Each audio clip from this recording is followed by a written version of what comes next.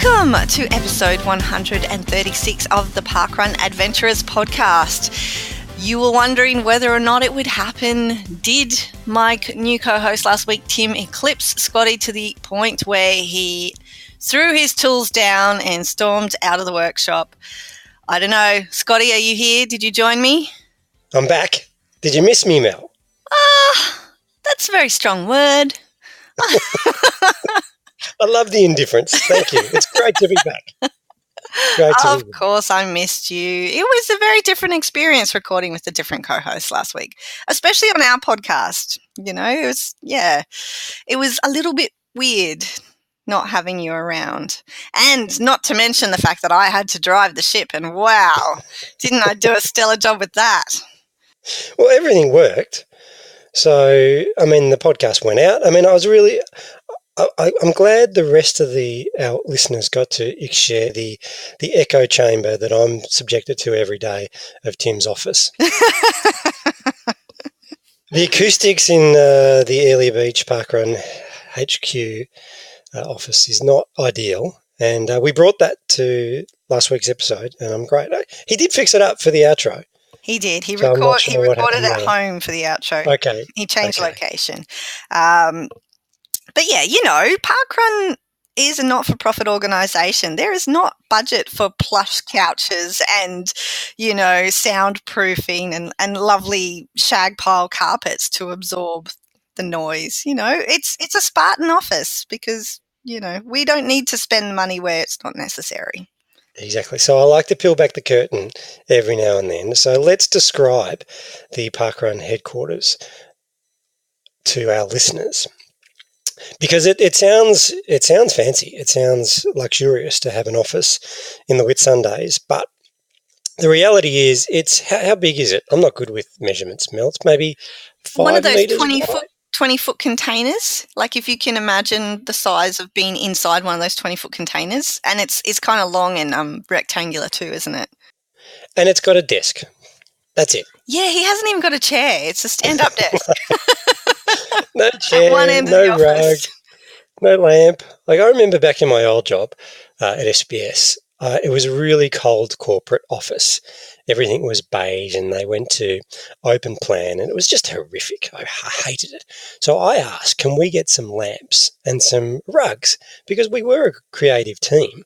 So I wanted to sort of create sort of a nicer sort of mood. So I wanted rugs and a lamp and just something to decorate it. And I got a very firm no, don't be ridiculous. But I think at Parkrun, we can just expand the budget a little to buy Tim maybe a lamp. Maybe a rug's probably going too far in the Whitsundays, but I think it needs something. Well, maybe just for Christmas, the rest of the staff could pool our resources and purchase a lamp for him. Yeah. But it was good. It was good to have a different voice. Hopefully you enjoyed it, and hopefully the listeners enjoyed it. I enjoyed it. I enjoyed having a week off. Did you? And what did you do with all the extra spare time that you had from not recording a podcast for the first week in 2.5 years? I didn't worry about the podcast, which was what I enjoyed most about it. I didn't have to worry about anything. I didn't have to organise the guest. I didn't have to organise the edit. We didn't have to coordinate our schedules. I just said, you guys do it. So that was what I did. I did not worry about the podcast. Is it a big worry for you every week, Scotty? It's not a big worry. Definitely not a big worry. I love it, Mel. Okay. But one less thing to worry about. Helps from time to time. Yes, yeah. Well, you know, we're coming up to the festive season and I feel there's going to be a Christmas/New Year break coming on, as we always do. So that'll be nice to get a little bit of R&R in. Something to look forward to, holidays. What I have done in my spare time is I just quickly glanced at the Perlustration results. So I'm not going to give away too much yet because we've had a good early response so far. Awesome. Can I just ask how's the ego going? Because I haven't looked. I'm not sure. I've had a bit of an up and down week. I'm not sure if my ego can handle the results just yet. So I've kind of not looked. Yeah. Well, there's one question in there. We weren't going to put it in there, but through Tim's prompting, it needed to go in there. And luckily, Mel, your ego's big enough and strong enough to handle it. Mine is as well. But I'm in a good mood. I'm happy at the moment. Okay, good. Yeah. Good, but we still are going to leave it open for a couple more weeks, aren't we? So we won't go into the results. We'll give everybody a full breakdown toward the end, and then we will also tell people what will or will not change. Maybe we'll start actually implementing some of the changes from the early results this week. What do you reckon? Yes. Yeah. And this is it, people. Like we said it last week, we do take notice of these results. Like if you tell us something sucks, it's gone. If you tell us you want something back, it's coming back. So I've got some good news and some bad news on that front, Mel. But I'm not going to tell anything. I'm not going to share anything just yet. But I can say something's going, and something's definitely coming back, just from early responses. Oh. Something to look forward to. And don't forget, we're giving away a watch. It's sitting right in front of me as I see. It's in its box. It's brand new. It's a TomTom Runner 3. It's a great watch. It comes with free Scotty syncing it to your phone and computer support. It doesn't, but it's still a free watch. It's brand new, thanks to TomTom. We'll send it to our friends in the UK as well. Yeah, so we don't mind where it gets sent. I mean, the recharge plug is probably a USB one, yeah? So you should be able to plug it in anywhere.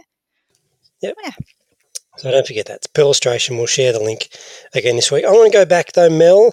Massive weekend last weekend for both of us. It was our anniversary. It's probably the most important weekend on the Parkrun Australia calendar. For everyone. For the year. Not just us, for everyone. I think most people are focused on what happens at Kawana and Westerfolds on the weekend. Pretty sure. But for those that aren't, let's share. What you get up to? Well, we had our 6th anniversary at Kawana Parkrun on the weekend. We had a spooky theme because it's not an anniversary at Kawana unless there's some kind of fancy dress theme, or it won't be as long as I'm around on the event team anyway. Even if none of the runners want to get dressed up, I'm still doing it. So how are you finding that? So 6 years in, is the interest waning a little bit in dress-ups? It is definitely, it has evolved. It depends on the people that are coming. So, we've got some new runners that are sort of still excited about those sorts of things, and so they tend to participate a bit more. Some of the runners and walkers who've been there since right from the start have just kind of toned down their costumes to an extent, whereas in previous years they might have gone all out. We've got the full gamut going on. It's interesting to see. Certainly in terms of the actual celebration, it was nowhere near the level of crazy that it was in the early years, and that's just a reflection on us as an event team, keeping it simple, understanding that we already do the best thing that you can possibly do every week, and we give our park runners an event, a free 5K timed run. So there's not much more you can do to make that amazing. It's nice to celebrate it with a bit of a costume and a bit of a hoo-ha, but we don't do like the whole prizes in the pre-event brief anymore. We don't spend like 20 minutes just highlighting all the different stats or anything like that. It's all very low key, and we just give everybody the run that they love and show up for all the time. We did this year, I should say, I've actually made the cake, the anniversary cake, every year since we started, and this is the first year that I didn't, and we instead invited park runners to contribute cupcakes if they felt so inclined to bake and whatnot. And so we got some awesome, very yummy cupcakes that were brought along. Not too many though, which was interesting. Probably also a bit our fault for not, publicising it very much or very long beforehand. But, that was fine too. But it was a good morning. How was yours, Scotty? Because we share our anniversaries.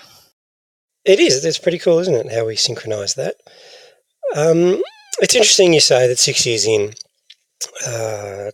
yeah, things are evolving. I think we're seeing that at Westerfolds too. I think the park runners, that like the Westerfoldians, they're into it. They're dressed up every week. But I remember back to the first few years, and there was a lot of excitement about getting dressed up, and that probably does wear off a little bit. But we had a W theme this year, so I went as a wish list.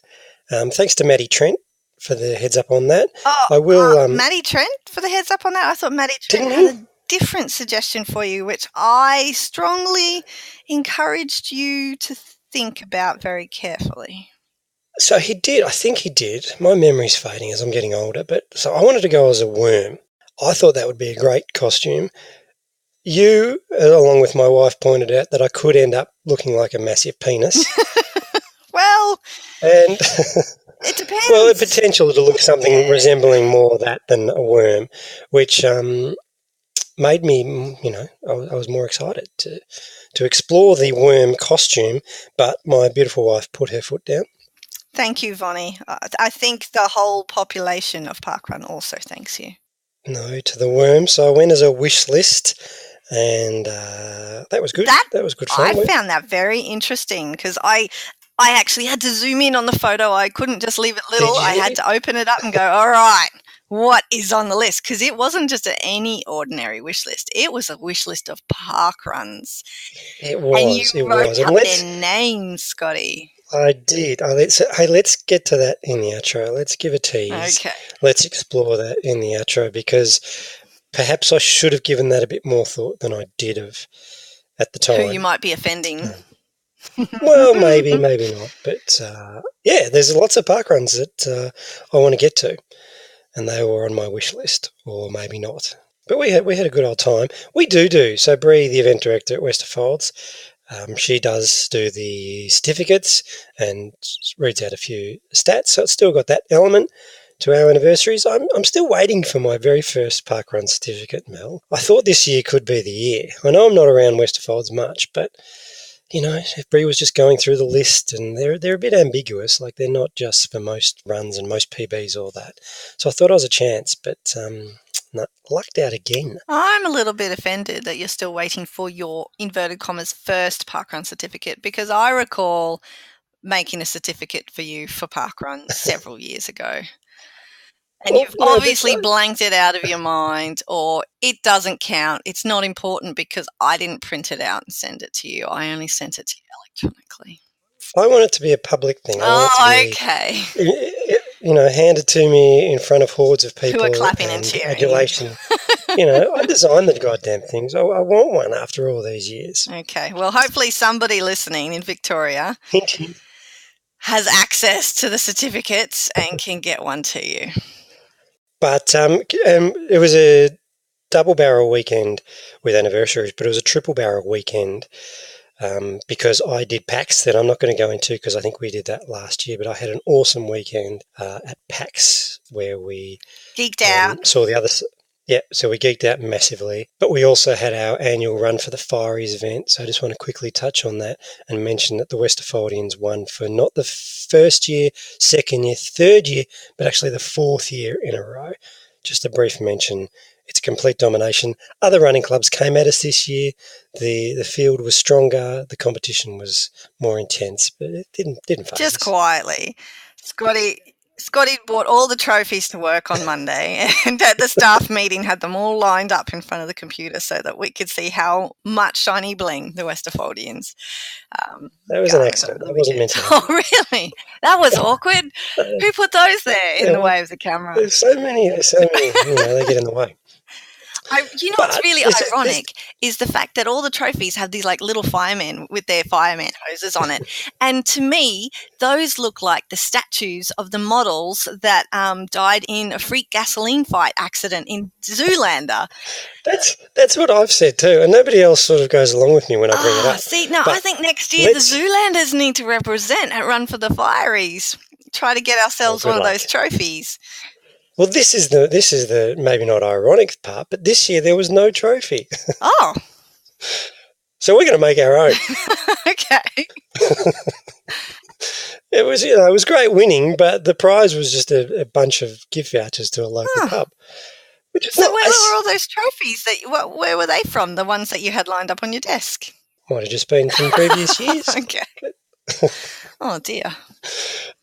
But I'll tell you, it's been a long intro, but that's the way we go these days. I mean, with me now, what is it, 2-hour episodes, so we can go for a 20-minute intro. Yeah, we don't need to compete with me now in terms of length and all that sort of stuff. You don't want to do a 2-hour intro? Oh, well, I don't think their intro goes for 2 hours. No. Preamble, yes. So there's the difference. So here's where I am at with my running, just to link it back to Run for the Fireys and how we won for the 4th year in a row.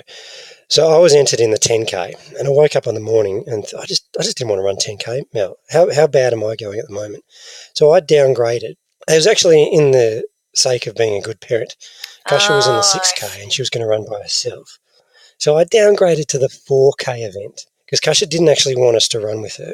She was also defending her title. But I was a bit worried about sending my daughter out for 6K. It's a long way.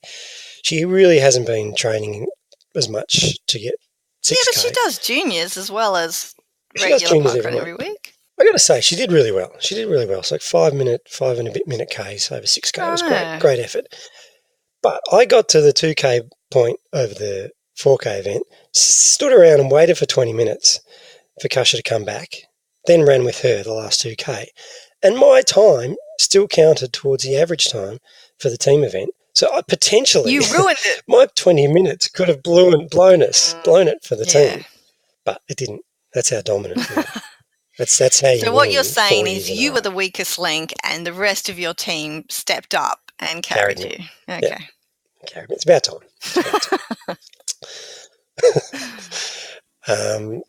There we go. Well, I'm glad to That's hear an intro. you had such a good weekend.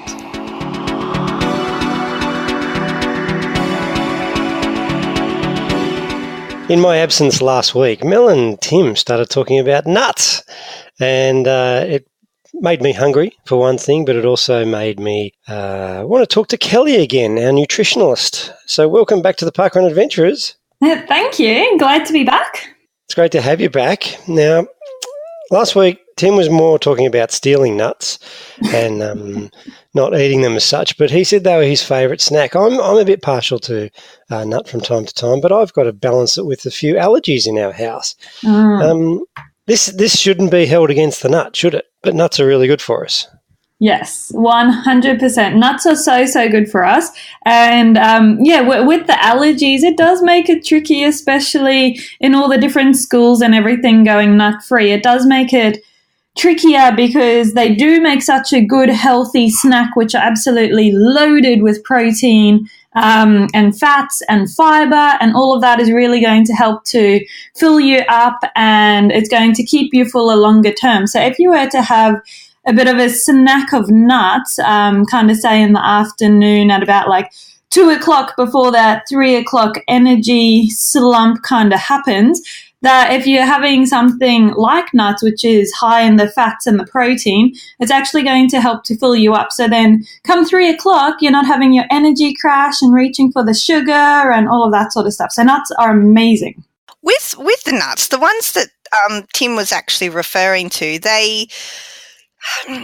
he was talking about, let's say, supplementing the normal sort of nut mix with some of the more expensive nuts, which were in the nut mix already, but just adding some extra for the proportions. Is there any difference? I'm assuming that the nuts that are more expensive because they're more expensive to produce, not necessarily because they're better for you. Have you seen any correlations between, the really expensive nuts are actually better for you, or no? That's not really. I think you're right on the money with saying that it comes down to the production and how much they can produce, and therefore how much they need to charge in order to cover their costs. So it doesn't really go with the nutritional value against the pricing, because like if you look at like macadamias, for example, they are one of your most expensive nuts. They're generally between $50, $60 a kilo, depending where you buy them from. And macadamias are absolutely amazing. They're high in your unsaturated fats. They've got lots of thiamine in there. The thiamine will help with the breakdown of fat and protein. It will improve cardiovascular function, maintains a healthy nervous system. It's also really high in manganese. The other thing is it's really low in sugar. But the fact it's got those qualities, I don't think really stipulates the price. I think the price and the nutritional benefits of nuts are quite independent of each other. Kelly, what are some of the better nuts? Because I like a cashew nut, but it also gives me a throbbing headache. Oh. Oh, no. It's cruel. That's not good. No. So obviously some nuts are better than others. I know that the cashew is delicious, but it does have a high fat content. But it's good fat, right? Yes, that's exactly it. So as soon as you said that with the high fat content, all your nuts and seeds have quite a high fat content. Some have a higher fat content than others. But when it comes to the fat that's actually found in nuts, it's a natural dietary fat. It's a healthy fat. It's one that's occurring in nature. It's not one that's man-made, such as like your vegetable oil. So it's 100% amazing for you to be eating it. When it comes to what's the best type of nut, it is, I think almonds have always had the rap for being the best nut because they're high in protein, they're high in the good fats, they got lots of fiber because you eat it with the husks still on them. Also, they're relatively more affordable than something like a macadamia. But when it comes to the nuts, all the different nuts have different fatty acid profiles, different vitamins, different minerals. And because of that, it's really important to get a good variety of different nuts. So, for example, cashews, it's got your non-heme iron, which means your plant-based iron, which will help to increase energy levels for someone who's iron deficient. It's also got a very low GI rating, which means it won't spike your blood sugars. But then you look at something in comparison like a Brazil nut, it's got lots of fiber, and so that's a prebiotic, meaning it's going to keep your gut health nice and healthy in there. It will help with your bowel motions, to regulate bowel motions. It will help to keep you fuller for longer, so eating a Brazil nut will keep you fuller than eating like a cashew nut. The Brazil nuts also have lots of selenium, which is great for your cognitive function, your immunity, for fertility as well. And just 2 Brazil nuts a day provides 100% of the recommendations for selenium for an adult. So if you're eating nuts, it's amazing. And we do advocate about 30 grams of nuts a day.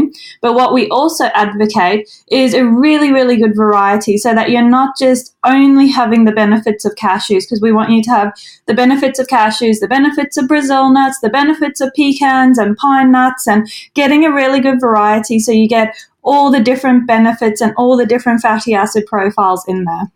Now, I'm no nutritionist, and I'm not privy either to Scotty's nut eating habits, but I would warrant a guess that if he's getting headaches from cashews, he may be eating more than 30 grams, because that's not really a lot, is it, Kelly? Like if you look at it as a portion size, what is that? Is that a handful, like of all the nuts all together, or is it like a handful of each of them? 30 grams ends up being like a small handful. So kind of if you cup your hand, it's just like a little level handful in there of the nuts. So yeah, if Scotty is getting headaches from cashews, I would highly recommend not eating cashews. And probably choose lots of other different nuts. Also, the headache, it may or may not be caused by the cashews. Like if you're having cashews, but every time you're having cashews, you may be having it with something else, for example, like with a glass of wine or something, then it may be something else that's giving you the headache. But if something's kind of giving you a bit of a negative effect, I generally try and reduce that out of the diet, because if it's giving you a headache, you don't quite know what it's doing to the rest of your body, just if it's causing like inflammation or other sorts of issues, like whether it's with your bowel motions or bloating or other sorts of things going on. So if you've got a headache, 1, maybe you're eating too much. 2, maybe it's something else that you're eating it with. And 3, maybe you should have a look at reducing and enjoying other types of nuts and seeds. This is all great advice, Kelly. I've deduced this over a number of years. It does cause inflammation in me, and it is linked to my daughter is anaphylactic to nuts as well. So I think there's some sort of link there. I'm no doctor or nutritionalist, but that's what I've come up with. I feel that's a nice educated opinion. I like that. Now, Mel's favourite snack was chocolate. Oh. And I know that you're going to say chocolate's no good for us, but I do know you've got a killer recipe for some healthy chocolate. Yes, I do. So when it comes to chocolate, one, who does not love chocolate? It is amazing. But with the chocolate, I guess there's different types of chocolate that you can be eating. And so when it comes to like your dairy milk chocolate and your white chocolate, they've got a bit of a combination of the trans fats and the sugars. And when you combine the fat and the sugar, like those sorts of chocolates do, they're extremely moreish, and you just want to keep eating and eating because it satisfies your body so much, and it just releases kind of all your happy hormones, and it just makes you feel really, really great. The thing is, with those chocolates, they are very high, unfortunately, in your man-made fats and in your refined sugars, and they don't have much benefit. So the next best option is to move towards a darker chocolate. The darker chocolates have far less sugar, they're less refined, and because of having less sugar, they don't stimulate the body as much, so therefore they aren't as moreish as what a white or dairy milk chocolate would be. So moving towards a dark chocolate, but then moving towards a homemade chocolate is amazing. So I've got a recipe which I tend to recommend this one quite a bit for all of the chocolate fans, just because it's really easy to make. It takes, honestly, about 5 minutes. And what you do is it's raw chocolate, so you don't have to cook anything. It's got 3 ingredients. So you need coconut oil, cacao powder. So cacao powder is a less refined version of cocoa powder. So if you've only got cocoa powder, you can use cocoa powder. So you've got your coconut oil, cacao powder, and maple syrup. And with that, what you do, pretty much you get equal quantities of your coconut oil and cacao powder. You mix them together. So in summertime, the coconut oil is already liquid, so it will mix nicely with your cacao powder. In wintertime, you may just need to heat your coconut oil slightly to make it into a liquid. But so you mix your coconut oil and cacao powder, and then you add just a little bit of maple syrup to flavour if you want to. Mix it all together. You get a baking tray and you line your baking tray, and you literally just pour your chocolate onto the baking tray. From there, you can get a little bit fancy. You can put like some cracked salt, or you can put blueberries, or you could put coconut shards, or you could put slivered almonds. You can put whatever you want on there. Just sprinkle it on top of the chocolate. Pop that into the fridge. And that's all you do. And then when you come out, you go to the fridge and you just break off a little piece at a time. But the beauty of this recipe is it is mostly it's mostly coconut oil, which is fat, and then your cacao powder, which is your antioxidants. And so we've pretty much removed about 90% of the sugar, and so therefore when you're eating it, it tastes amazing, but you're not being tempted with more because it's not the sugar that's in there, the fat's in there, and the fat's filling you up and making you feel satisfied, but it's not making you crave it so that you have to keep eating and eating and eating. I want to know a little bit more about the antioxidants, because I did hear that the darker the chocolate, the more there are antioxidants. And I'm guessing because they're anti-something that they're good, as in we don't want the oxidants for some reason. And I don't really understand oxidants, but I do know that, red wine's got antioxidants. It's good for you. Dark chocolate's got antioxidants. Can you give us a little bit more of a breakdown on exactly why we don't want oxidants, Kelly? So with antioxidants, they fight, they don't actually fight oxidants, they fight free radicals. Free radicals are essentially these bad guys in the body which cruise around causing inflammation in your body. So if you've got, for example, quite a processed diet, if you've got quite high levels of stress at home or in the workplace, If you're exposed to environmental toxins, so things such as like if you work, I don't know, at a fuel station, if you're working at a mining site, if you're working in the roofs of homes, or a painter, when you're constantly exposed to chemicals, all of those sorts of things will raise your free radicals. Those free radicals will cause inflammation, and longer term they can cause ongoing issues in the body depending on what sort of exposure you've had and for how long. And so what antioxidants do is they pretty much buddy up with these free radicals and help the body to eliminate the free radicals. So with the antioxidants, chocolate is high in not free radicals. Chocolate is high in antioxidants. Wine has a good source of antioxidants. But also, just your standard fruit and veggies has an amazing source of antioxidants as well. So, unfortunately, you don't need chocolate or wine, but it's fun because they do have antioxidants. So you can use that as an excuse as well. And will do. Yeah. Why not? Great question, Mel, and great answer, Kelly, because I think we always hear this term, but I didn't understand it at all, but now I do. Well, so thank you. Yeah, no worries at all. It gets a little bit scientific, so hopefully that was explained in a not too scientific-y way. I want to move on to another fun topic. Mm-hmm. My wife is from Eastern European origin. She's Polish. She likes to ferment stuff. Yes. And it doesn't really sit with me well, but she'll drink like pickle juice, which is disgusting. Does she make it or does she buy that? Yes. No, sometimes she buys it, sometimes she makes it. Oh, good on her. Tells me it's good for me, tells my daughter it's good for her. We can't do it, but I'm thinking you're going to tell me that we should be doing it as well.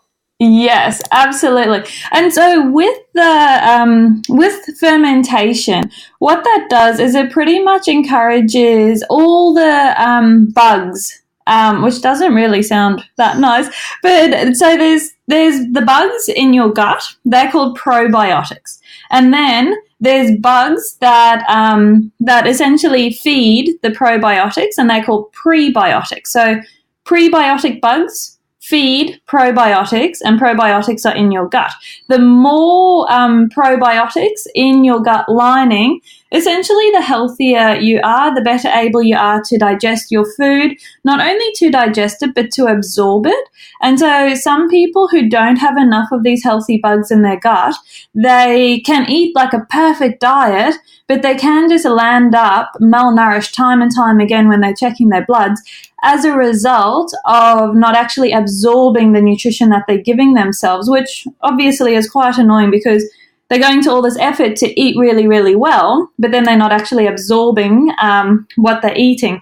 The other thing that all the healthy bugs do is it improves your immunity, which is a really, really big one. So someone who tends to get sick quite a lot, we often will have a look at their gut health and just make sure that they do have all the healthy gut bugs in there, that they do have enough of the foods that feed those gut bugs. And so with those bugs, when it comes to fermentation, the fermentation process actually increases all of those prebiotic and probiotic properties in the fermented food. So then when you eat it, you're essentially just absolutely flowering your gut health. You're feeding it, you're putting more healthy gut bugs into there, and you're just making that absolutely amazing. And so with the fermented foods, definitely including them in the diet is a great, great option. I've got to admit, I'm still not quite convinced. You might be flowering your gut health, but I'm not sure you're flowering your taste buds in your mouth. I feel like you maybe haven't tasted the right fermented foods then, Mel. Which ones have you had? Well, it's all the pickledy kinds of things, but also my sister-in-law has started fermenting. I don't know if it's the same thing, but her own kombucha, and I know that's all the rage, and Adam loves to buy a kombucha if we're out to breakfast.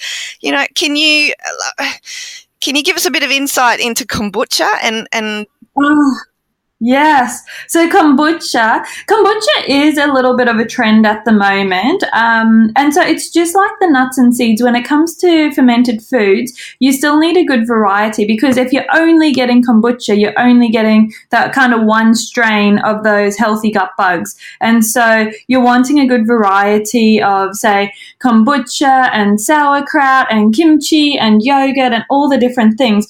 But when it comes to just talking about kombucha is amazing, because it's pretty much, it doesn't sound very good, but you've got you're essentially fermenting tea. And so it's just like an iced tea, and it goes nice and fizzy because of the way how it's fermented. And you've just got tea bags, and you've got something called SCOBY, and the SCOBY is all the bugs in there, like all of the things that you're going to be fermenting, and those bugs will eat the sugar that you put into the kombucha, and you just ferment it. It's the easiest recipe in the world. Like, it's absolutely amazing. And then at the end, you can flavor it. So you can flavor it with like mango, or you can flavor it with pineapple, or you can make it like an apple flavor. And lots of people will use kombucha as a healthier alternative to soft drinks, because it's far, far lower in sugar. And the other thing is a nice alternative for people who aren't drinking alcohol. So when they go out, or not lots, but a few bars now are serving kombucha on tap or just in their fridges. And it's just nice to be able to have like a drink which is good for you, but then also it's non-alcoholic as well. So kombucha, I would encourage you to try it, Mel. It's life-changing. It's so delicious. Well, I tried it recently. It's like a fancy fizzy drink. It's it's so good. Which flavour did you get, Scotty? It was a raspberry and something. I don't know. It was sweet enough and fizzy enough that I enjoyed it. Yeah. Everyone really tends to enjoy it, and it's really good for children as well. Like if you're trying to kind of get them away from the soft drinks and everything, just to have a kombucha there and not tell them that, oh, this is a fermented iced tea, but just say, hey, try this fizzy drink, and children absolutely love it as well. Hey, you'll like this segue. Speaking of children, I hear you're pregnant, Kelly. Very pregnant. I am. I'm now 34 weeks pregnant. So I got 6 weeks to go until I've got my own little one. Okay, so my next question, we are the parkrun adventurers. Are you still parkrunning it? I am. I love it. I did stop for a little while because my belly was feeling a bit heavy.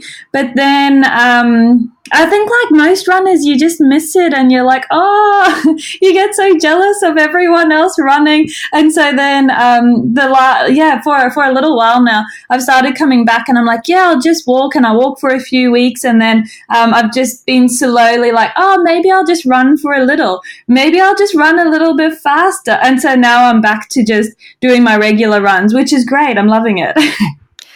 I last time I was pregnant, when I was pregnant, I should say, I stopped very early on and used it absolutely as an excuse not to run. And I don't know, I understand with the heavy belly, but there are also other things going on which makes it uncomfortable. And you're not experiencing that at 34 weeks. That's amazing. Well, I did, yeah, like I said, I did stop, and I was very happy to stop because I was like, you know what, I'm listening to my body, like I've got so much going on, I don't want to put extra pressure on my body, and I was cycling and swimming and doing other bits and pieces. But then, because I'd come to parkrun and I'd either, I don't know, like I'd direct parkrun, or I'd do a volunteer, or I'd just literally sit there having a cup of tea with my nan whilst all the runners went past. And it's just really, really hard because you just want to be involved. No, it's great. It's great that you're still running. I think Mel looks for an excuse to stop running, so don't read too much into that. Kelly, awesome as always. I think I said last time, I think you're our favourite guest. I always learn so much. So thanks for coming on the Parkrun Adventurers and sharing all your wisdom with us. You are so welcome. Thank you so much for having me, and I look forward to chatting to you guys again soon.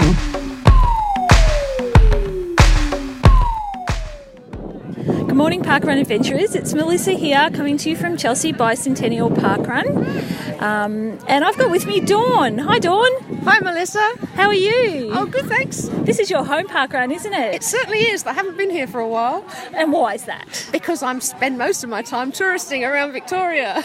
You've done quite a few, Dawn. I have, yes. And where did you go recently? Because that was pretty special. I went to the two in Paris and Hanover in Germany and Singapore. Now, that is a big adventure. That was a big adventure, yes. Did you plan that for any particular reason? Well, I wanted to go to Paris, but mostly I just did it for parkrun. You know, you have to go and do these parkruns overseas. And how did you find them? It was very interesting, actually. The two in Paris, most of the parkrunners were tourists from the UK or Australia, and in fact they only did the briefings in English. But when I got to Germany, they were all locals, and I did not understand a word. But that's good. It's good that they're actually getting some locals doing the parkrun there. In Singapore, again, it was great. But wherever they were, it was fun. It's the same format, so I guess you format. can sort of figure it out by... Yes. Yeah. You just wait till they say go, and off you go. Follow the pack. And how long have you been coming to Chelsea Bicentennial? I found it's nearly 2 years now. I stumbled across it when I was running in the park, and I thought, oh look, somebody's having a fun run, and I've missed it. And I googled, and that's how I discovered parkrun. And since then, I think I've only not run or volunteered about 3 weeks in the last 2 years. Oh, that's really good. Yeah. Do you know much about Chelsea Bicentennial? Describe the course for us. Oh, well, it's very, very, very, very flat. And I think it's probably one of the flattest courses it's possible to have. It's a gravel path, so it's quite easy on the legs. And you go past the pony club. If you've got kids, it's got a beautiful playground. It does. With toilets. With toilets, yes, absolutely. There's toilets here. And yes, it's a straight out and back course. Yeah, very good. Well, thank you for having a chat with me, Dawn. It's a pleasure, Melissa. Happy adventuring. Thank you. Good morning, Scotty. G'day, Mel, and hello to all of the parkrun adventurers. It is Lyndall, and I'm reporting in this week for the Channel 5 News crew from Ocean View Parkrun. Now, I came out to Ocean View last week to get my O on the original course, knowing that they're changing the course this week and they're launching their brand newie today. So I don't know at this point whether that was a good decision or a bad decision to come back for the new course. When they were pointing it out to us last week when I was here, they pointed to yet another hill that we're going to have to run up. And look, Ocean View was already a pretty hilly course, so let's see how this pans out. I'll report in after the run if I can still talk. Alrighty, everybody, good news. I'm still alive. That was awesome, I think. Fantastic. Now, I'm caught up with Aurelia. How are you going today? Oh, very well, very well. How are you, Lyndall? Oh, look, let's not talk about me. I don't know how I am yet. You've got some really nice headwear here. Halloweenish. Oh, Halloweenish, yes. There's a few of us who've got our little Halloween. Oh, I think I managed to get the orange T-shirt by mistake today. It all counts. Now, I met you last week, Aurelia. You did your first park run here last week. I have, yes. That was fantastic, yes. And you came back. Even better this time. Yeah, my feet didn't get muddy, but I really enjoyed it. It's wonderful. This Ocean View property is magnificent, isn't it? It's really beautiful. And how did you compare this week's course to last week's? Definitely better. Much improved. My feet didn't get wet and it was harder, but I suppose that's what it's supposed to be. I loved it, yeah. Hill's your friend. I live not far from here, so I figured I should be fit in case of fire to escape. Well, I've never heard that reason for coming to Parkrun before. I need to get fit in case I have a bushfire. Oh, yeah. All of us are, each one of us is unique. So I now have to get my family involved so they can escape as well. Yeah. You don't want to have to leave them behind. So you live close by here in Ocean View? Yes, I do. I walked here. Wonderful. And so the community here at Ocean View Parkrun is really friendly. Is that how the community here is generally? Oh, absolutely. It's a really, really great suburb, and you'll find that's probably, tops in terms of friendship and helping each other, and yeah, it's excellent, yes. Excellent. And you'll be continuing to come to Parkrun then? I am planning to do so. I usually work on Saturdays, but I'm going to take Saturday morning off and make it my Saturday morning where I run and and meet with friends and basically, have a good time. Aurelia Saturdays. Yes, absolutely. It's a new thing on my map.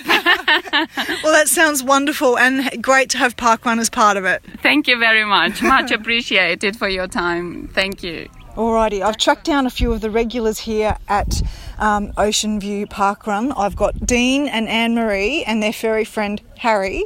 How are you guys going today? Yeah, exhausted, but happy to be at the end of it. So, yeah, great. I don't know why you're exhausted after running at Ocean View. No, it's really good. The nice long hills and lots of downs, so lots of up and downs. Yep. And it's off-road too, which is nice. Yeah, definitely. The track's really good. Yeah. Nicely mown and very well marked. Yeah. Absolutely. I came here last week for the first time and I thought for sure I would get lost and I didn't. So I'm 2 for 2. No getting lost at Ocean View Parkrun. That's definitely a bonus here because you don't want to do any extra Ks if you don't have to. Too many hills. Yeah. Ooh, there is. No, never too many hills. And now how did you guys get into Parkrun? I was getting ready for a motorcycle desert race and I needed to get fit and I went to the first one at Petrie and from there this one opened up later right next to my house, so can't go wrong now. No, so there's no excuse. No, and we're here every Saturday. So. Yep. And how about you? I just run at home, just around a track, and saw on Facebook that this was going to be a park run and came the very first time and have been coming ever since. Excellent. So that's about 6 months now, is that right? Been going? Yeah, it's a bit different in winter. It's a bit cooler. Yes. Definitely PB weather, but as it's getting a bit warmer, it's nice, but we still get that easterly breeze here, so it's really nice. There is a bit of a breeze. I was thinking if I come in summer, I'll definitely carry some water. Definitely, and it is always 3 to 5 degrees cooler up here, so compared to down Brisbane way, so always nicer. Well, that's nice to keep in mind over summer too, isn't it? Yeah. All right, how about you, Harry? Have you got anything to add? He's just having a good old scratch there, so maybe I'll leave him to it. Alrighty, guys. Well, thank you very much for talking to me on the podcast today. Thanks for having me at Ocean View, and hopefully I'll be back sometime. Yay. Good luck, and we'll see you next time. Yep, see you then. Okay, Parkrun Adventurers, milestone alert. I've got Andrea here. Hello. She's doing her 100th parkrun. Yes, I am. Hi. And her friend Michelin. Hi. And you've done your 100th not too long ago, I understand. Yes, it's my 106.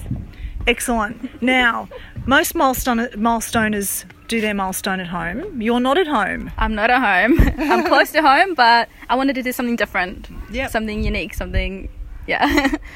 And Ocean View is pretty unique. It definitely is. Wineries and hills, and I heard it's one of the toughest ones in Australia, and I thought I'd give it a go. Excellent. And you've done a few different parkruns in your time. Sure, I have. More than a few. I've done 40 different ones. Wow, yeah. 40 all over Australia, and I've done 3 overseas, and I've done 60 at my home run in North Lakes. Wow, that's pretty good stats. Of the ones that you've done elsewhere, what would you say are your favourites, either because of the course or because of a memory that you have there? Well, I think I did my first one overseas was in Paris, and that was probably one of my favourite ones, only because I had to get up by myself. My friends, this was the day after Bastille Day, and so after a huge night out, they decided to sleep in. But not me. I woke up at 6 o'clock, had to catch a train by myself, 40 minutes away from where we were staying, by myself in the Paris metro. Had to catch like 3 different trains to get there. Finally found my way there. There was only about 10 of us runners who did it. 500 meters in, I fell over, actually injured my wrist, and when everyone should have thought I'd give up, I just kept on going and did it and completed my 5 kilometres. It was the best time ever. It sounds like quite the parkrun adventure. And then on the way back though, I bought myself a baguette and a typical French croissant, and I just enjoyed it. I just smiled the whole way back. There's nothing like a visit to a Parisian boulangerie. Nothing like it. All right, well, congratulations both of you on your 100 parkruns. It's quite a milestone. What's next? Next, more tourist parkruns. Sunshine Coast, or the greater Brisbane region, just everywhere, wherever we can go. Checking out new places. And how about you, Michelin? Oh, I'm not sure. I'll just keep going at North Lakes probably. Yeah. You had your anniversary there last week. Yes, a couple of weeks ago. Yep. That's good. Was there a theme? No, not this time. We had a theme for my 50th, but not my 100th. We wore tutus and Tutus? For my 50th we did. My 100th, I was like, no. I don't want to A bit more low key. Yep. All right. Well, thank you, both of you, for talking to me today. Well done on your 100th. And so maybe I'll see you at North Lake sometime. Yes, you're welcome. Let us know when you come over. Yes, thank you. All right, now we've settled down for coffee at the Ocean View Estate Winery, and I've found the event directors. What's your name? How's your day been today? I'm Adrian. It's been very good. It's exciting to have a new course today. I'm Kelly. It should always be about me first anyway. And I've been awake all night because I worked last night, but I marshalled today for the new course. All right, and how did the new course go and how did that come about? So from all reports, it's gone very well. It came about in collaboration with our landowners from the winery. They've very invested in making a successful run and having people be able to do a freedom run through the week. So they've put some new infrastructure in to help us make the course more obvious without a lot of pre-setup. We used to do bunting every week, and now they've saved us about 40 minutes of setup at least and about half an hour of pack down. So it's fantastic. Well, that sounds like a win all round. Oh, look, we did have Walter get lost, but Walter is habitually lost. So no matter how many arrows, no matter which way, but his wife was not far behind and she was like, oh, Walter. So. And Walter is one of your regulars? Walter's one of our regulars. He always carries his own camera and he puts it in people's faces and takes his own sets of what do you call them? Pictures. Pictures. And then, he's one of our great fun locals.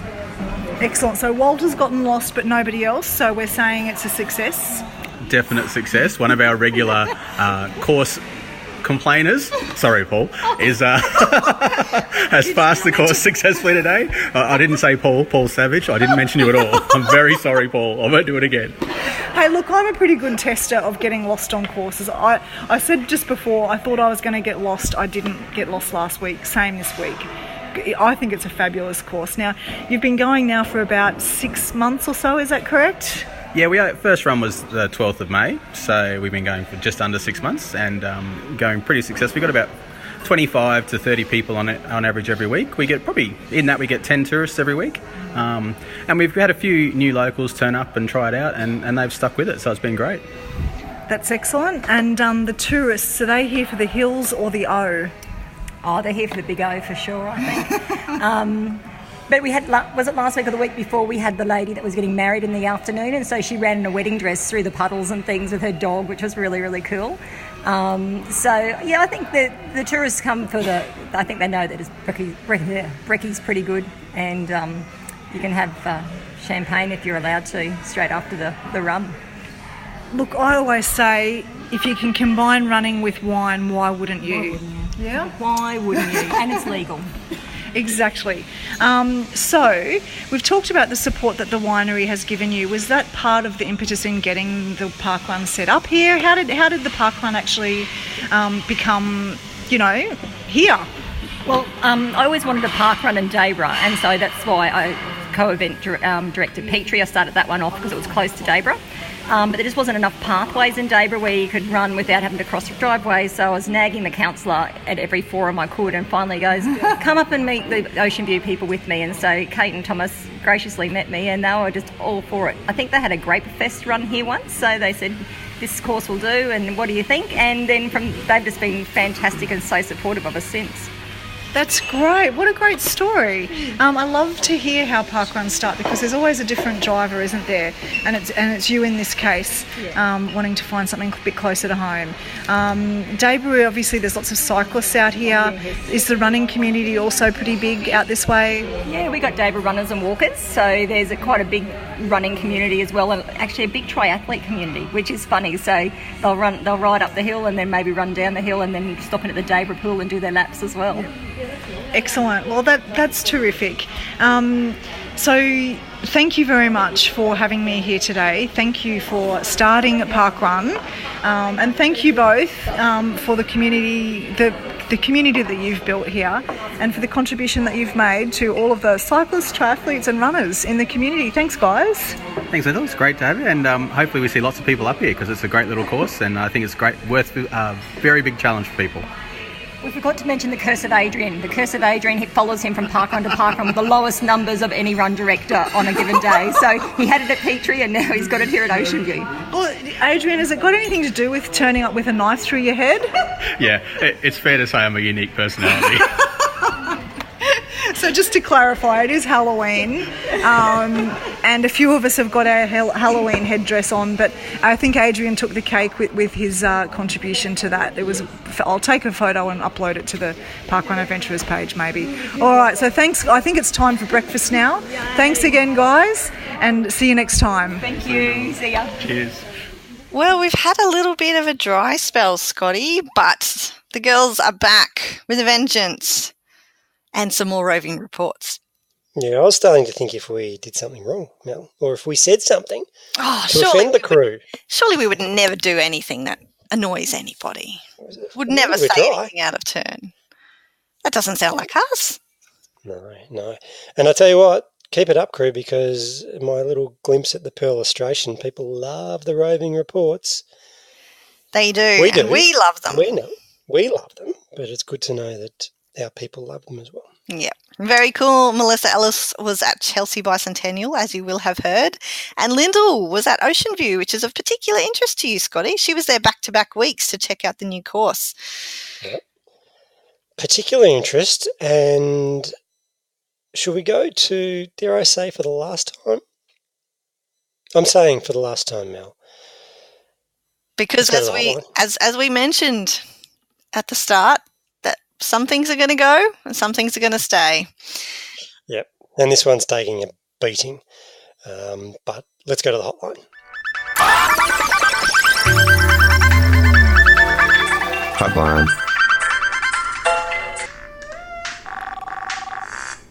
Hey Scott and Mel, Jackie from the ACT here. My question is, if you could do any 3 parkruns in the next 12 months that you haven't done yet, what would they be? I love this question. If we have to retire the hotline and go out on a high, I think this is the perfect adventurous question to ask to do so. These are the questions that I was hoping we'd get. And I'm with you, Mel. It's a really great place to finish, and it really ties in nicely to my costume from the weekend. I was a wish list at the Westerfolds anniversary. You were, and I'm pretty sure that these two things are 100% unrelated to each other. But your wish list, Scotty, you actually wrote down, like, how many were on there? Were there 20? Were there more events that you want to head to that you haven't been to yet? So let me go through the workings of how that happened. I just had this foam sheet costume, and then I used a permanent marker and just started writing down event names that I thought, I'd like to, haven't been there, that'd be cool. As I started going through the list, there were more on there than I had room for on my wish list, and I'd wished I'd thought about it a bit more before I started writing them out there, because my wish list got analysed a little bit more than I expected it to as well. So from the people that were there on the morning, and for some other people who saw the photo and zoomed in and wanted to ask me questions about why some events were on there and why some weren't on there. So it's a great timely question, Jackie, and I'm going to let ladies go first, Mel. This one was super easy for me. I had it down. Like, you know for sure that it's the right answer when it's just like, boom, got it. Okay, so these are my 3 events. I'm going to go with the assumption that money is no object, time is no object. So Jackie has said in the next 12 months, were I to win the lotto, none of them are domestic. I'll let you know that, right? Yeah, no. I want to do Cheshire, and I want to head to Cannibal's Cave, or if I couldn't do that one in South Africa, Piggly Wiggly Parkrun, and Bear Island. Boom, done. That was easy. Yes, very easy. And all amazing sounding parkruns overseas, which I would just love to get to. I know there are so many more, but those are the first three that sprung into my mind. So I get Bear Island and I get Cheshire. The South African events, is that just because of the funny names? Well, Cannibal's Cave specifically sounded like it's in a beautiful spot as well. But yeah, I do love the name, absolutely. And until we have an opportunity to explore more of the South African landscape and the kinds of events that we have over there, it's difficult to get informed. You really need to speak to people who can recommend different places and things like that.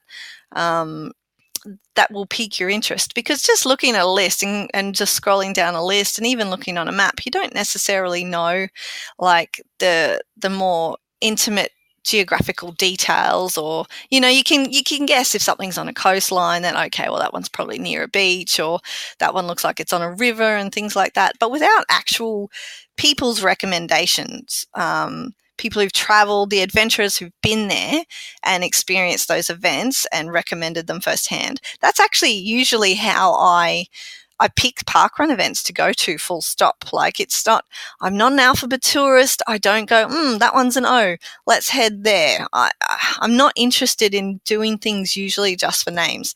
There has to be something else there that entices me, and that usually comes from recommendations. So, yeah. How about you? Did that give you some time to mull over it? It did, and I'm a bit like you, so once I actually sat down and thought about it, there's a couple that just jump out, and I'm going to keep it in Australia. I'm going to keep it on our homeland, and I actually got in trouble from my beautiful wife, who I've mentioned for the third time in this episode, because I didn't include any Polish events on my wish list. Okay. Because I'm an Aussie, Mel, even though I was born overseas myself. But you're an adventurer, Scotty. It's in your blood. Yeah. So I'm an Aussie adventurer, and so I'm also taking the beaches out of the equation, because we know we're going there. Yes, yeah, we're going there. We publicly said that that's on our wish list. So there's a couple. So Ocean View is one that I really want to get to. So mine's really based on, in my role, I try and watch a lot of Facebook pages and look at a lot of photos of events and see what each event is doing.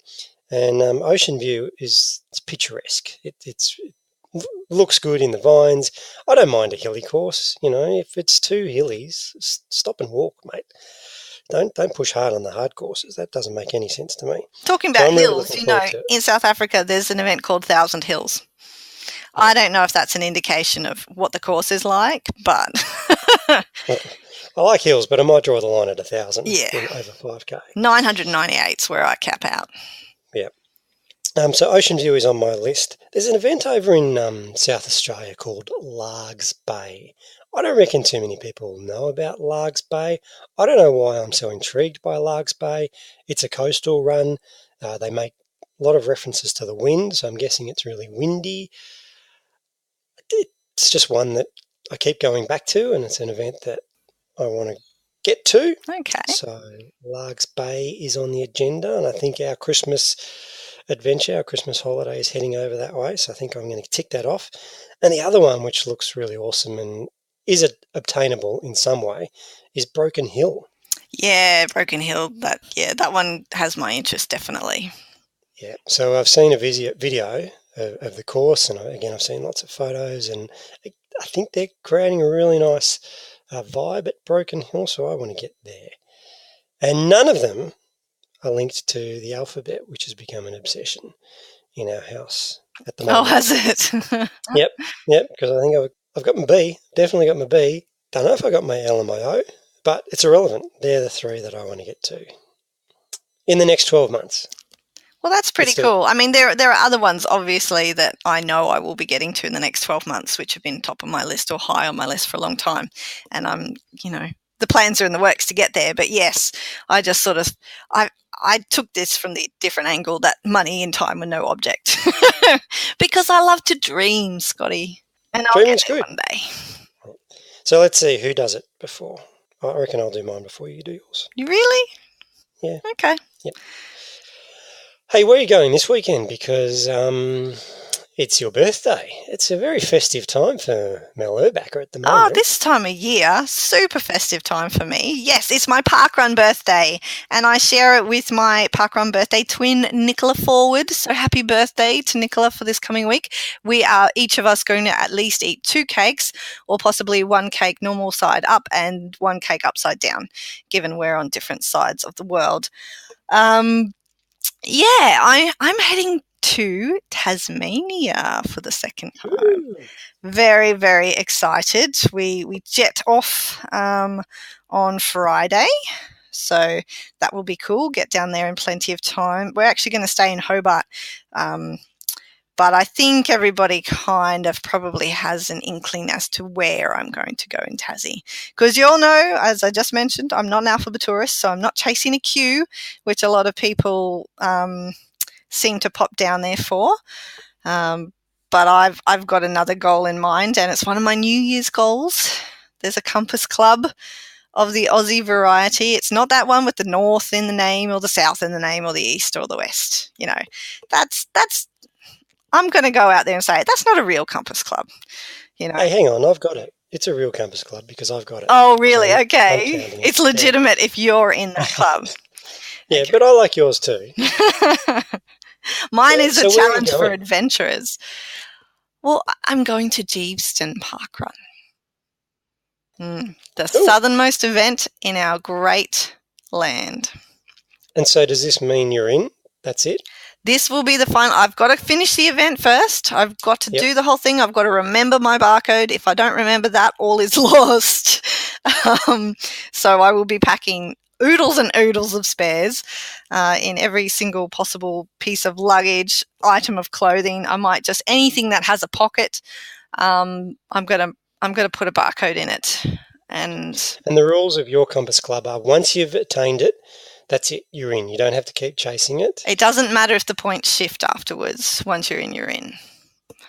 Well done, Mel. Well done. Still working on getting the artwork for a medal. If anyone's a graphic designer out there and wants to do something really cool with like putting the compass points on some kind of cool metal design, let me know because I've got some graphic design skills, but they're not that advanced, and I need to send some artwork off to whichever lucky medal trophy shop is going to be the creator of the medals, because I'm making my own damn medals for this.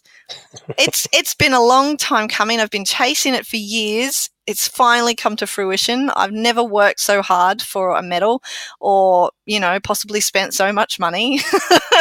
So I need something to commemorate the event. And, it's my birthday. It's my parkrun birthday. There you go. Where are you going this week, Scotty? I know we don't normally talk about this, but we've started talking about this lately, haven't we?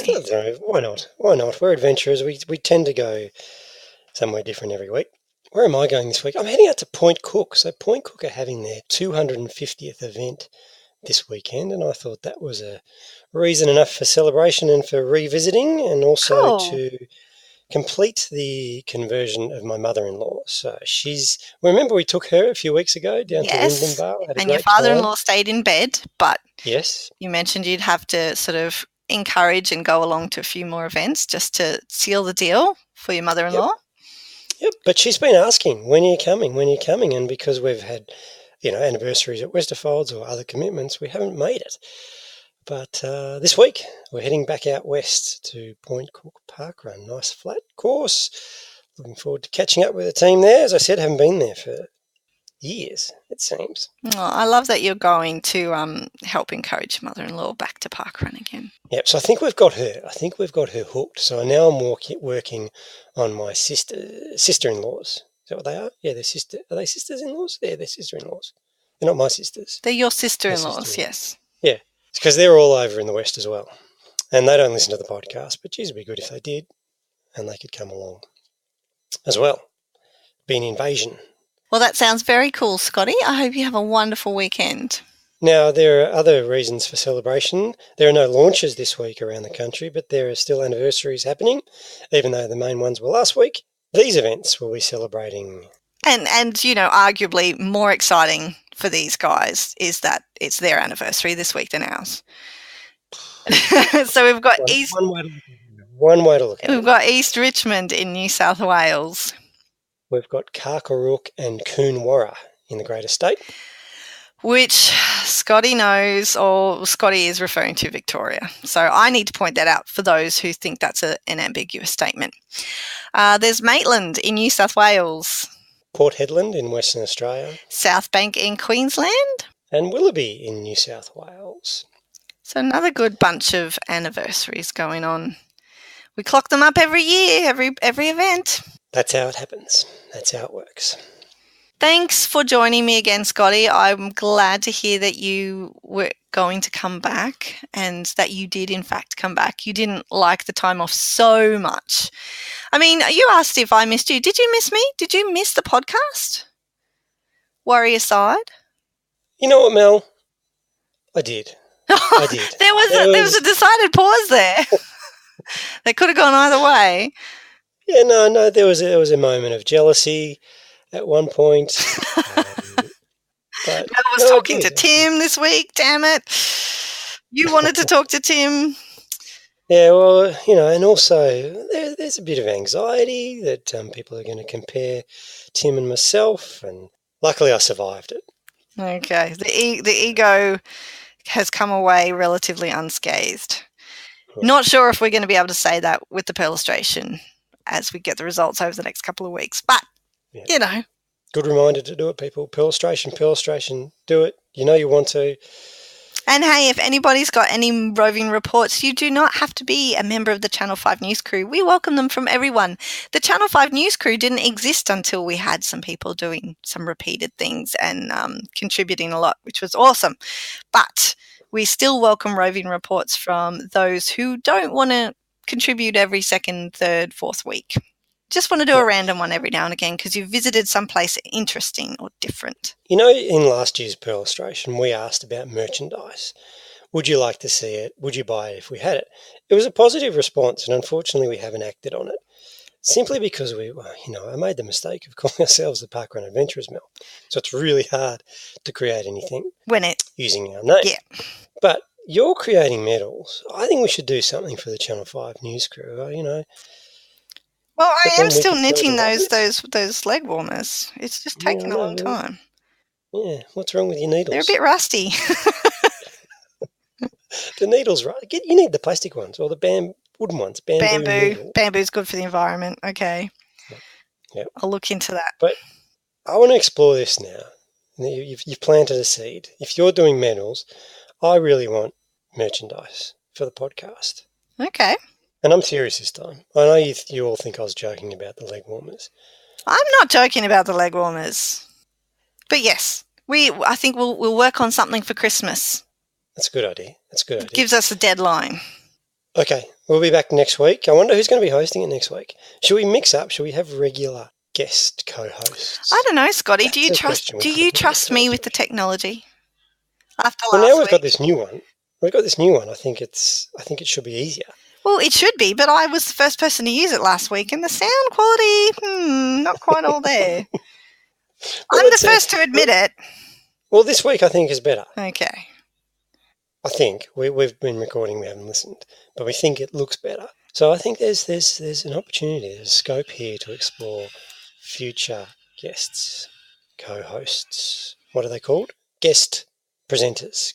Thank you, Scotty. I will chat to you next week, and I will give you all the gory details of my undoubtedly fabulous it'll be my 6th parkrun birthday. Can't wait. Speak to them.